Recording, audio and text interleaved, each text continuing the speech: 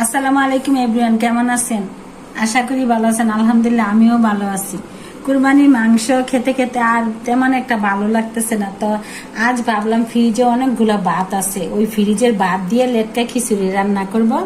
ডাউল পরিষ্কার করে ধুয়ে নিয়েছি, কাঁচামরিচ কুচি করেছি, আমার টবে লাগানো বিলাতি ধনিয়া পাতা কুচি করেছি, পেঁয়াজ কুচি করেছি, এলাচ দারচিনি তেজপাতা সাথে নিয়েছি। কিভাবে রান্নাটা করি আপনাদের সাথে শেয়ার করতেছি। ফ্রিজের ভাতগুলো এমনিতে গরম করলে বেশি একটা লাগে, ভাবলাম যে এই ভাতগুলো দিয়ে আর সিদ্ধ ছেলের লেটকা খিচুড়ি এমনি ভালো লাগে, আর ভাত দিয়ে এখন খিচুড়িটা রান্না করে নেব।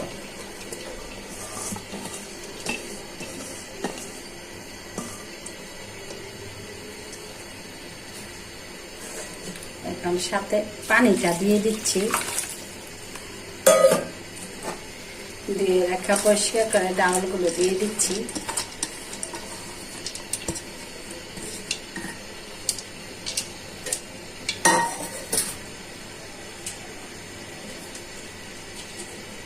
দারচিনি, এলাচি, তেজপাতা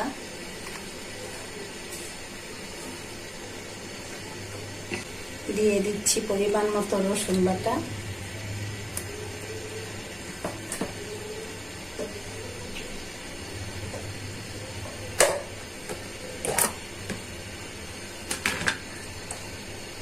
দিয়ে দিচ্ছি পরিমাণ মতো আদা বাটা, দিয়ে দিচ্ছি স্বাদ মতো লবণ,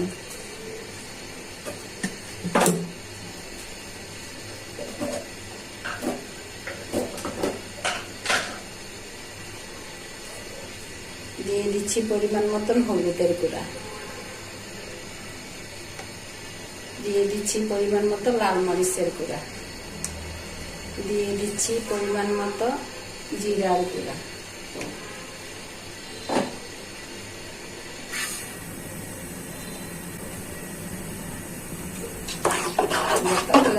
খিচুড়ি রান্না করবো। এখন ডাউলটা ভালো করে সিদ্ধ হয়ে যায়, রেখে দিচ্ছি। দেখি বোনেরা কিরকম হয়েছে। দেখুন এই যে ভাত দিয়ে যে খিচুড়ি রান্না করছে, এটা কোনো উপায় আছে বুঝার? এই যে দেখুন কি সুন্দর হয়েছে কালারটা, খেতেও মনে হয় স্বাদ হবে। এখন একটু বাগার দানে খিচুড়িটা হয়ে গেছে। এখন এটা বসিয়ে দিলাম, দিয়ে দিচ্ছি পেঁয়াজ কুচি,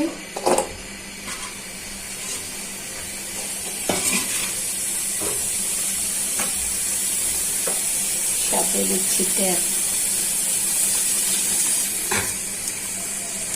তেলটা দিয়ে ভালো করে পেঁয়াজটা ভাজা হয়ে যায়, পরে বাগারটা দিব।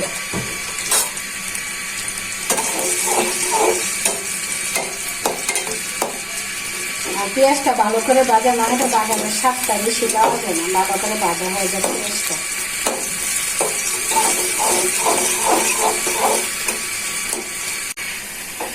এখন বোনেরা পেঁয়াজটা ভালো করে ভাজা হয়ে গেছে,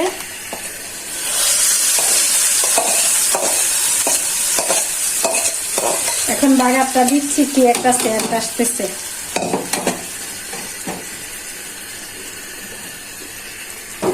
এই যে দেখুন বোনেরা, আর বোনেরা একটা কথা, আমার কেউ ভাত নষ্ট করবে না। এই ভাতের জন্য সব দুনিয়ার লোকেরা বিদেশ করে, বাংলাদেশ কর। এখন কুচি করা কাঁচামরিচ গুলো দিয়ে দিচ্ছি, তবে ধনিয়া পাতা গুলো দিয়ে দিচ্ছি। দেশ কন বিদেশ কন সব লোকেরা এই ভাতের জন্য কষ্ট করে। বড় চাকরি করা আর ছোট চাকরি করে শান্তিতে যাতে চারটা ভাত খাইতে পারে, তার জন্য সবাই কষ্ট করে। ভাত নষ্ট করবেন না, অপচয় করবেন না। দরকার হলে এক বুট ভাত কম খাবেন, কিন্তু ভাতগুলোকে কাজে লাগাবেন, ময়লার ঝুড়িতে ফেলবেন না। কত বোনেদেরকে দেখি যে এগুলো নষ্ট করে না আমি কখনো। তো বোনেরা ভালো থাকবেন, সুস্থ থাকবেন, আমার ভিডিওগুলো বেশি বেশি দেখবেন, লাইক করবেন, কমেন্ট করবেন, আমার পাশে থেকে সাপোর্ট করবেন। আল্লাহ হাফেজ।